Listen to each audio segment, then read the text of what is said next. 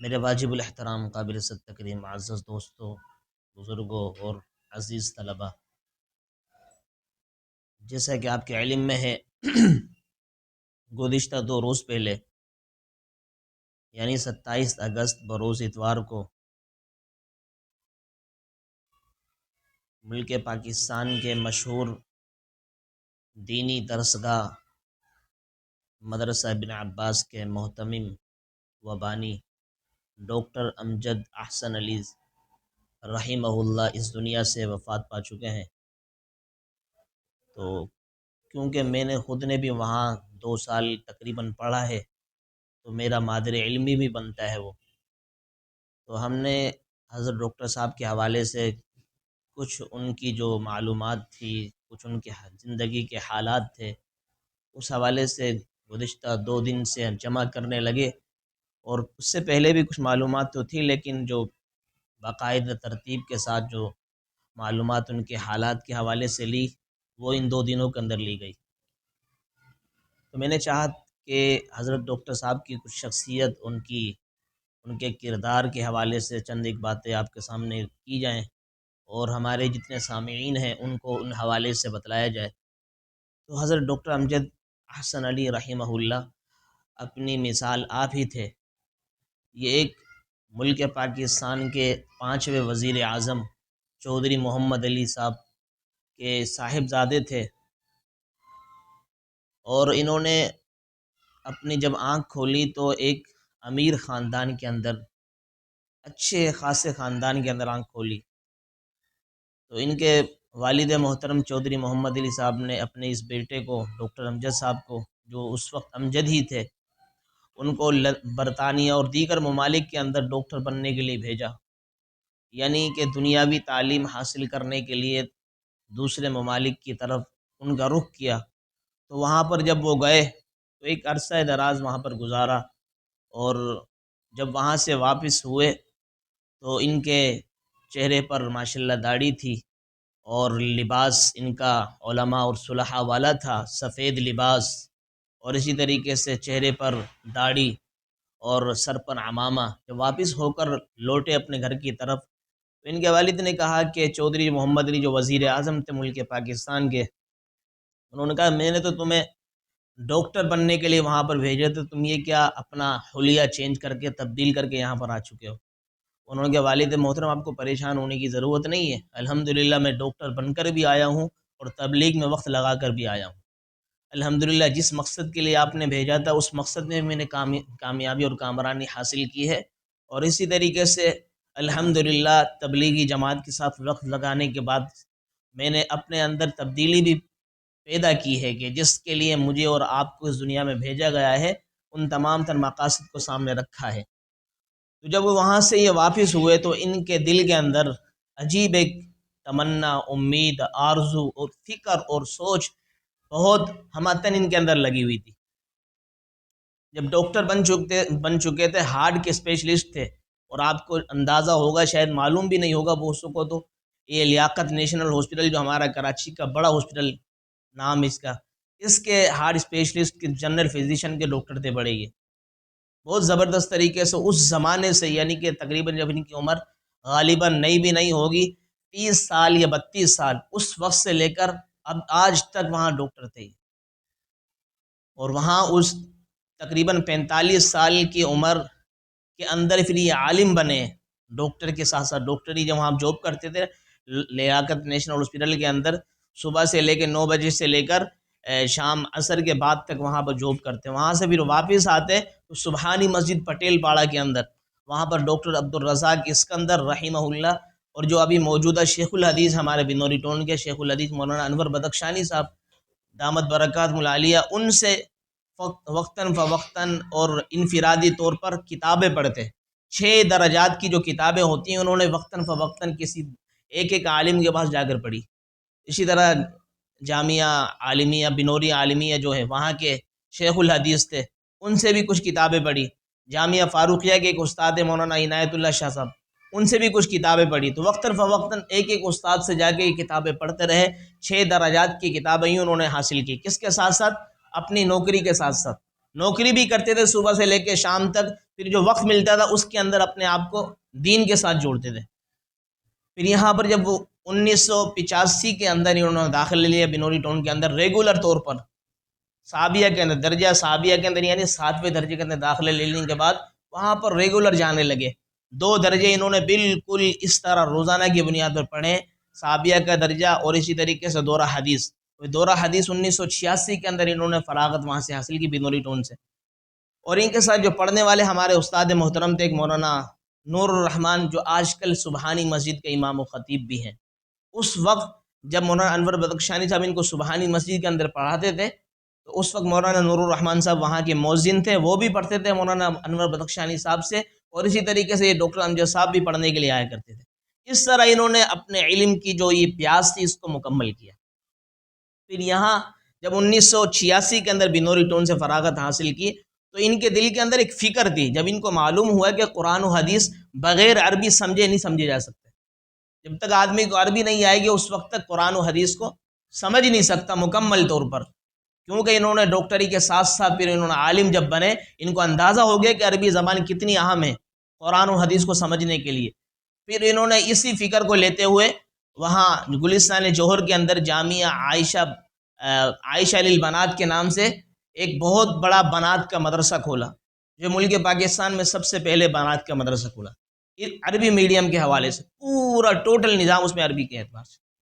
پھر وہ اسی طریقے سے ماشاءاللہ پروان چڑھتا گیا، پورے ممالک کے اندر ان کی یہاں کے فاضلات، جو یہاں کے معلمات پڑھ کر گئی، پوری دنیا کے اندر آج مدارس لے کر بیٹھی ہوئی ہیں، پوری دنیا میں ان کا فیض چل رہا ہے آج۔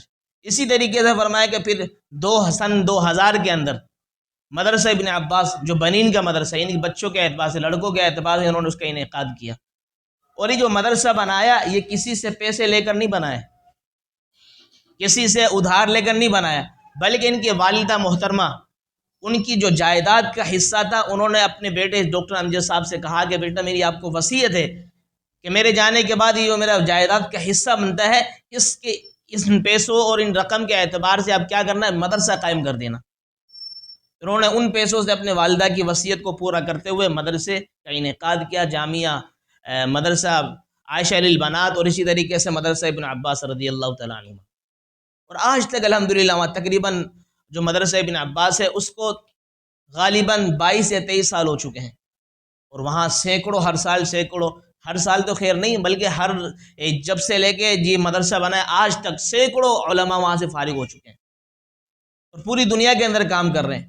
اور وہ اپنے اندر ایک اپنی مثال لگتا ہے مدرسہ عربی کے اعتبار سے، پورے ملک کے اندر اس طرح کے کوئی عربی بولنے والا اور پڑھانے والا، یہاں جس طرح اساتذہ جس وقت ہم پڑھنے گئے تھے 2009-10 کے اندر، وہاں پر اتنے باہر کے اساتذہ تھے کہ شاید کسی مدرسے میں نہیں تھے، تقریباً یعنی کہ ایک کلاس کے اندر 7 اساتذہ پڑھاتے تھے، ان میں 6 استاد جو تھے وہ باہر کے پڑھاتے تھے، ایک استاد پاکستان۔ وہاں کے طباخ یعنی جو روٹی بنانے والا وہ بھی عربی بولتا، چوکیدار وہ بھی عربی بولتا، یہاں تک کہ آگے پیچھے جتنے بھی وہاں کے لیبر وغیرہ جو کام کرنے والے تھے سارے کے سارے عربی بولتے۔ ایسا عجیب ماحول تھا، اور قرآن و حدیث کی عجیب سی فضا نظر آتی تھی کہ حقیقت میں کہ شاید کہ ہم پرانے زمانے کے اندر چلے گئے جب اس مدرسہ میں ہوا کرتے۔ تو ڈاکٹر صاحب نے بہت زیادہ اپنے اس چھوٹی سی زندگی جو گزری ہے اس کے اندر اپنے آپ کو لگایا، اور اتنی سادہ زندگی اور سادہ طبیعت اور مزاج کے مالک تھے کہ جس کی کیا انتہا۔ اللہ تعالیٰ نے نوازا تو خوب ہی تھا، طارق روڈ پہ رہائش تھی، یہاں محمد علی میمن سوسائٹی غالباً، وہاں پر حضرت کا بنگلہ بھی تھا، لیکن اس بنگلے کے اندر اپنے لیے ایک مخصوص کمرہ کیا ہوا تھا، اس میں کھجور کی چٹائی پر وہیں آرام کرتے، اسی پر کھانا کھاتے، کوئی آ جاتے لوگ مہمان وہیں پر حضرت ان سے ملاقات کیا کرتے، اور تبلیغی اسفار بھی نہایت ہی انداز میں بہت اچھے انہوں نے اسفار کیے، جگہ جگہ تمام ممالک میں گئے۔ پھر آپ نے دیکھا جو حجامہ ایک آپ علیہ الصلوۃ والسلام کی سنت ہے، یہ ملک پاکستان اور دیگر ممالک میں بالکل ہی فرمایا کہ مردہ ہو چکی تھی یہ سنت، اس کو زندہ کرنے والے بھی یہ شخصیت۔ آج جگہ جگہ حجامہ سینٹر کھلے ہوئے ہیں تو ان کی برکات ہے، انہوں نے کتابیں ان پہ باقاعدہ لکھی، حالانکہ ایک سنت ہے یہ حجامہ، چھوٹی سی سنت ہے، لیکن اس سنت کو سیکھنے کے لیے کئی ممالک کا انہوں نے سفر کیا، پھر اس پر کتابیں باقاعدہ لکھی، پھر اپنے مدرسے کے اندر جتنے طلبہ فضلاء تھے ان تمام کو سکھایا، اور دیگر جگہوں پر جا کر انہوں نے کورسز وغیرہ کروائے۔ اتنی اہم ان کی زندگی تھی. کل ان کے جنازہ تھا، تو کل جنازے کے اندر جانے کا اتفاق ہوا، تو وہاں پر ایسا دل خوش ہو رہا تھا، ایسا لگ رہا تھا کہ ڈاکٹر امجد صاحب حقیقت میں اس دنیا کے اندر رہتے ہوئے اپنی آخرت کو بنا کے چلے گئے. سبحان اللہ، اتنا جم غفیر تھا وہاں پر. بڑے بڑے وزراء بھی تھے، بڑے بڑے علماء بھی تھے، صلحاء بھی تھے، نیک لوگ بھی تھے. اور جب جنازہ وہاں سے نکل رہا تھا مدرسے کے واسطے، یوں لگ رہا تھا کہ آج مدرسہ یتیم ہو چکا ہے. یہاں ان کا جو والد تھا، باغی تھا، باغ لگانے والا گلستان کا، وہ یہاں سے رخ موڑ کے جا رہے ہیں. وہاں کے اساتذہ کو دیکھنے کا اتفاق ہوا. اساتذہ جو عرب اساتذہ تھے وہاں پر، ان کے دل ایسے بالکل جیسے ٹوٹا ہوا ہوتا ہے کہ دل کسی کے والد کا انتقال ہو جائے، سایہ سر کے اوپر سے اٹھ جائے تو آدمی کیسا یتیم سا ہو جاتا ہے. وہ یوں سمجھ رہے تھے کہ ملک پاکستان کا رخ اگر ہمارا کروایا، یہ جو اساتذہ تھے وہاں کے عرب، تو یہ ڈاکٹر امجد صاحب ہی تھے. اور ایک اور نمایاں ان کا کردار کیا تھا کہ آپ نے دیکھا دیگر مدارس کے اندر ہوتا ہے کہ جو بندے فارغ ہو کے چلے جاتے ہیں علماء، ان کو بہت کم پوچھا جاتا ہے، ان کو آفر نہیں دی جاتی کہ بھئی آپ ہمارے مدرسے میں آ کے پڑھا لیں. یہ مدرسے ڈاکٹر امجد صاحب کا جو تھا، اس کے اندر یہ نمایاں کردار یہ بھی تھا کہ اگر جو بھی وہاں سے فارغ ہوتا ان کو پہلے دعوت دی جاتی کہ بھئی آپ اگر پڑھانا چاہتے ہیں تو مدرسے میں یہاں پر آئیں. آپ کہیں آپ کو رولنے کی ضرورت نہیں ہے، آپ ہمارے ادارے کے اندر جگہ موجود ہے، یہاں پر آئیں. کسی بھی شعبے میں ہم تمہیں ڈال دیں گے، لیکن مدرسے میں آگے خدمت. آپ نے آوارہ گردی اسی طریقے سے دیگر جگہوں کے اندر نہیں گھومنا. ایک نمایاں ایک امتیاز تھا وہاں مدرسے کا یہ. اور اسی طرح ڈاکٹر امجد صاحب نے یہاں پر 2-3 شاخیں کراچی کے اندر غالباً، ایک ہے ہمارے مدرسے ابن عباس کی جو شاخ اجتماع گاہ اورنگی ٹاؤن کے یہاں، وہاں پر ان کی شاخ ہے. ایک کاٹھور کے اندر ابھی کھولی ہے. اسی طریقے سے فیصل آباد میں، راول پنڈی میں. ایک مرتبہ کا واقعہ ہے کہ مولانا طارق جمیل صاحب دامت برکات علی، ان کا جو مدرسہ ہے فیصل آباد کے اندر غالباً مدرسہ حسنین، وہاں سے کئی اساتذہ، جس وقت ہم وہاں پڑھتے تو اس وقت کئی اساتذہ آئے مدرسے کی کارگزاری لینے کے لیے، کارکردگی لینے کے لیے کس طرح کا مدرسہ ہی چل رہا ہے. وہاں پر جب اساتذہ سے پوچھنا چاہ رہے تھے وہ وہاں کے استاد، لیکن جہاں وہاں کے جو استاد مولانا طارق جمیل صاحب کے مدرسے کے جو استاد تھے، وہ جب یہاں پر آئے مدرسے ابن عباس کے اندر صرف طلبہ سے بات چیت گفتگو کرنے لگے تو وہ حیران ہو گئے، یار جن کے طلبہ کی صلاحیت و استعداد ہے، ان کے اساتذہ کس نے کمال کے ہوں گے. تو پھر وہاں سے مدرسے ابن عباس سے بہت ساری چیزیں وہ نوٹ کر کے لے کر گئے کہ یہی چیز ہم اپنے وہاں پر رواج دیں گے. تو اللہ تعالیٰ نے ڈاکٹر امجد صاحب رحمۃ اللہ علیہ کو بہت اعلیٰ کردار سے، صفات سے نوازا تھا، اور کھلے دل کے آدمی تھے. کبھی بھی کچھ ہو جاتا، کچھ بھی طلبہ کی کوئی مسئلہ ہوتا، ان کو معاف فرما دیا کرتے، کوئی مسئلہ نہیں. بہت زیادہ ہم تن ہو کر لگے رہتے. تبلیغی اسفار اتنے ہوتے، دیگر تمام تر ممالک کے اندر انہوں نے سفر کرے. اس سے ہمیں اندازہ یہ ہوتا ہے کسی وزیر کا یا مشیر کا بیٹا ہونے کے بعد ہم یہ گمان نہیں کر سکتے کہ یار وہ کوئی اللہ والا بن سکتا ہے یا نہیں بن سکتا. ڈاکٹر امجد احسن علی رحمہ اللہ نے اپنی ان تمام تر صفات سے اور اپنے اس کردار سے، اپنے اخلاق سے، اپنے معاشرتی جتنی بھی زندگی گزری ہے، اس سے ثابت کر کے دکھلا دیا کہ کوئی وزیر اعظم کا بیٹا مولوی بن جائے یہ کوئی مشکل نہیں. آپ اندازہ لگائیں. ہاں دوسری بات، ایک یہاں لیاقت نیشنل ہاسپٹل کے اندر یہ جو بڑے سو تھے ڈاکٹر تھے، تو وہاں کے عملے کو بھی دین کے اوپر لگایا انہوں نے. وہاں کی جتنی خواتین تھی تمام کو پردے کے اوپر لگایا. اسی طریقے سے فرمایا کہ وہاں صبح کے وقت میں جب جاتے تو سورہ یاسین اور سورہ الرحمن کی تلاوت پورا عملہ کرتا، پورا ہاسپٹل اس کے اندر لگا ہوا ہوتا. وہاں کے کتنے لوگوں کو تبلیغ میں لگایا، اور کتنے انہوں نے لوگ جتنی مسجدیں بنوائی ہیں، بے شمار مسجدیں بنوائی، پتہ بھی نہیں. اور آخری بات یہ ہے کہ ڈاکٹر امجد صاحب کا جو مدرسہ تھا، اور مدارس ہمارے ظاہری بات ہے لوگوں کے تعاون سے چلتے ہیں اور وہ زکوٰۃ اس میں شامل ہوتے ہیں، لیکن مولانا ڈاکٹر امجد صاحب کا جو مدرسہ تھا یہ بغیر زکوٰۃ کے چلتا، بنا بھی اپنے والدہ محترمہ کے پیسوں سے بنا، اسی طریقے سے چلایا بھی بغیر زکوٰۃ سے. اور جیسے اور مدارس میں وظائف کا سسٹم ہوتا ہے، وظیفہ دیا جاتا ہے بچوں کو ماہانہ جو ان کے خرچی کے اعتبار سے، اس مدرسے میں بھی دیا جاتا. اور مدارس میں تو زکوٰۃ کا ہوتا ہے، لیکن یہاں زکوٰۃ کا نہیں ہوا کرتا.